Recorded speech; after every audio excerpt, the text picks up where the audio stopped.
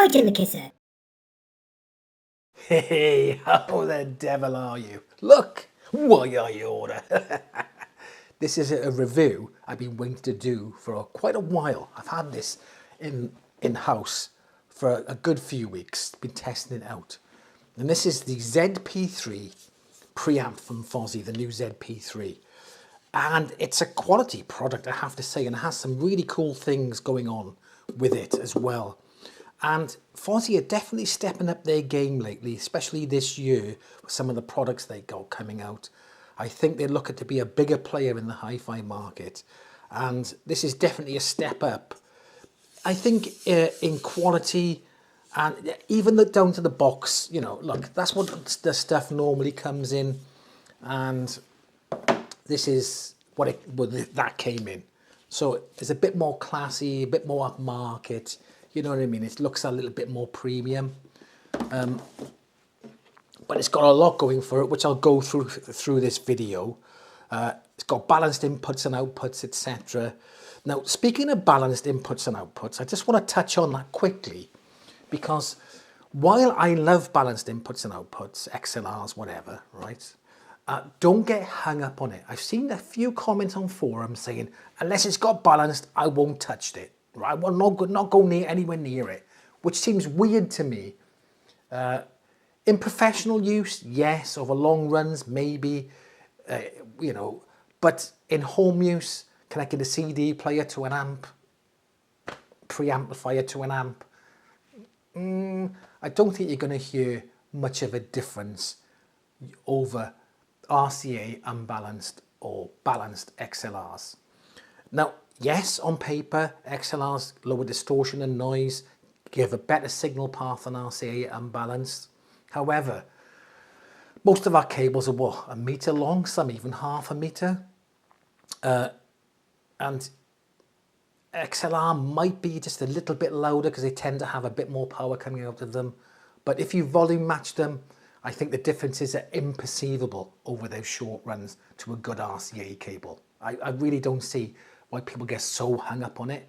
But like I said, if it's got balanced outputs, yes, I would definitely use them over the RCA, just because I just like balanced inputs and outputs. I just like the fact that they clip in, got a little clip there, you know, and they just look chunky and just nice, you know what I mean? But over that length, you ain't going to hear a difference. Anyway, that's my little rant. Let me know what you think. Do you think any differently? Would you not buy something if it didn't have a balanced input or output? Let me know in the comment section. Anyway, stop ranting on, Mart. Let's have a little bit of a closer look. Oh. And here it is. Ta-da! Right, so it's got aluminium case. Seems very well made and engineered. On the sides, you've got like a plastic strip here. Get that there. So that's a bit of plastic there on the sides. Looks quite nice. Rubber feet on the bottom. We'll come to the bottom bit in a minute because that's hiding a little secret there. I'm sure some of you already know. You got your on-off button here. So long press on, long press off. And you can run through your inputs here with a short press. You've got RCA1, RCA2 and XLR. There's your infrared remote sensor there. And on the remote, you can change it here as well. It's a standard remote. It's all right. It does the job. And you can see you've got some of the components there. The ZD3, the DAC, the P4, and a BT28 max, volume, etc. mute and on off.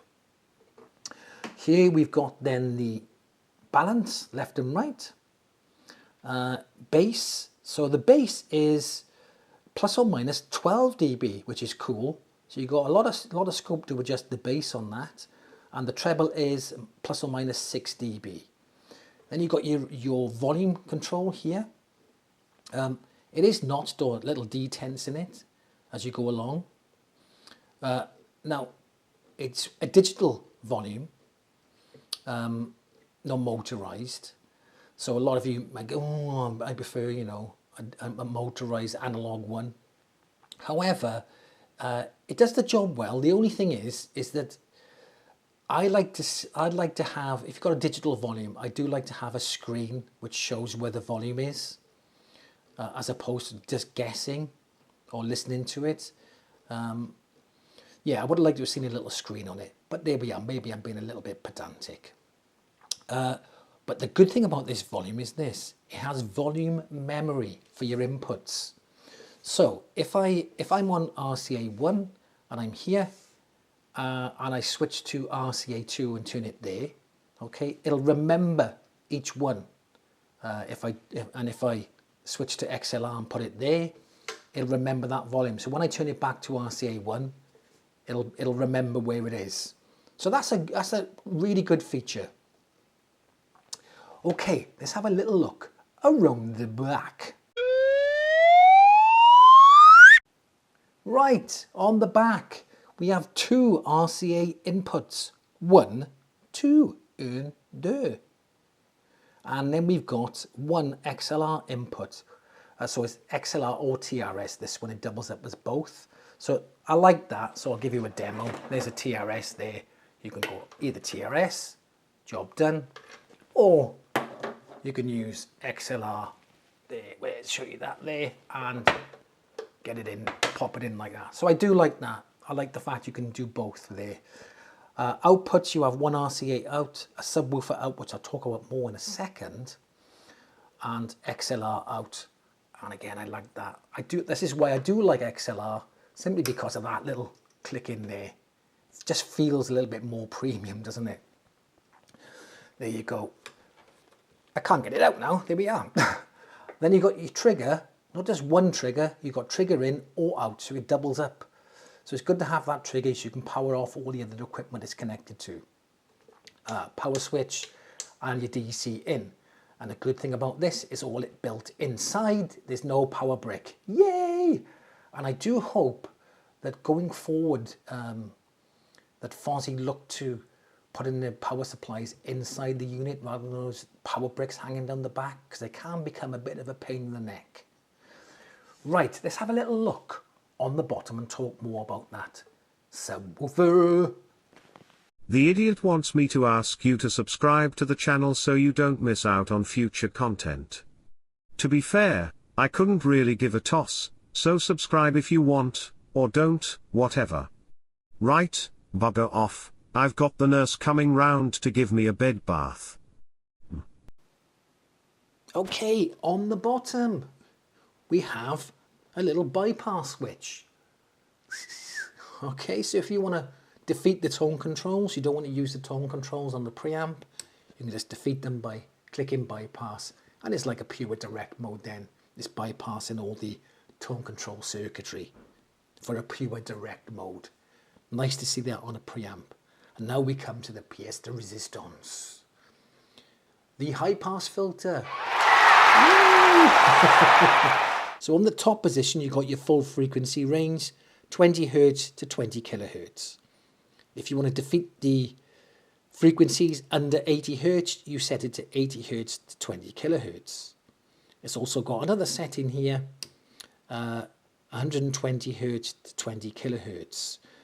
Now, I'm so happy to see this on the preamp, because a lot of amps don't have, I reckon probably 90% of the amplifiers, integrated amplifiers or whatever, Class D amps, don't have a high pass filter on them. And I think if you're going to use a subwoofer, this is really handy. It can make your listening experience just a little bit better without sending all the low frequencies to your bookshelf and your sub. So it's really great to see.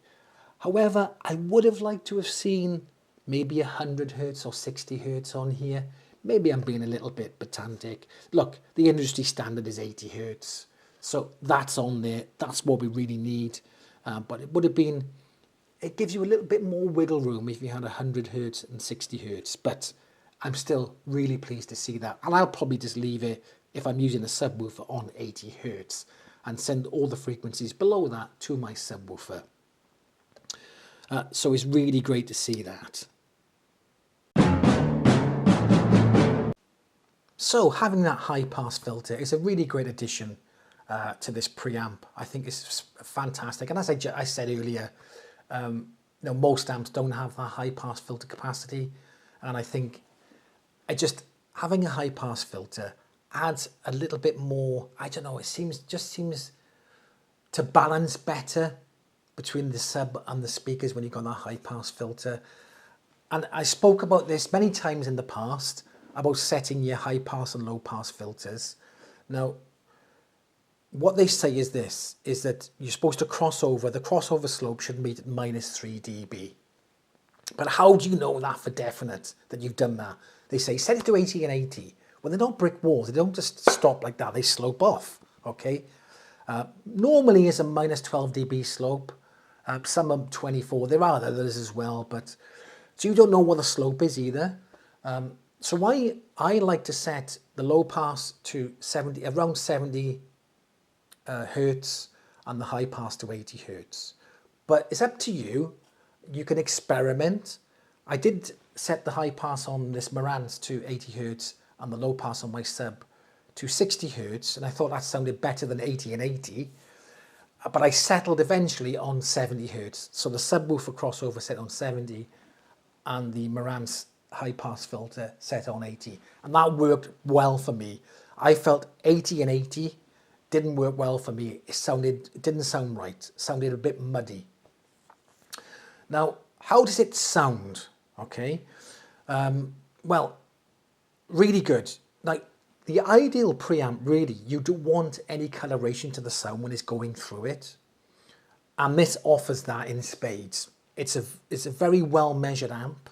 It measures well, okay? Obviously, if you're going to use the tone controls, that will colour the amp. It's going to add bass and treble to it. Duh, okay. But I had it set in bypass mode, going directly to a Fozzy Audio V3, and that was being powered by a 48 volt 5 amp power supply. And I compared it to the League Stereo 230. So this paired with the Fozzy V3 48 volt 5 amp power supply and the League Stereo 230, and I used an amp switcher going back and forth and volume matched them. Now, I couldn't tell the difference between the two. They both sounded fantastic, really, really good. But here's the thing. The League Stereo 230 doesn't have a high pass filter. So I wasn't using the subwoofer, I just connected them up to my Lintons. And both that and the V3 powered the Lintons absolutely fine. And the League and the Fozzy combination sounded great, really, really good. And I couldn't tell I couldn't pick a winner. I couldn't, really couldn't. It was a neck and neck all the way. Any song I used, neck and neck. What I did do though was to connect the subwoofer up to the preamp, and also a subwoofer to the League Stereo 230. Can't get my words out. What's going on with me? Now the League Stereo doesn't have a high pass filter, but I couldn't do a side-by-side comparison because I couldn't go through an amp switcher because of the way it's connected. However, I did kind of critically listen to both of them, and I did think that with a high pass filter that using a subwoofer, I did think that the Fozzy combination sounded just a little bit cleaner when combining it with a subwoofer. So I do think the high pass filter works.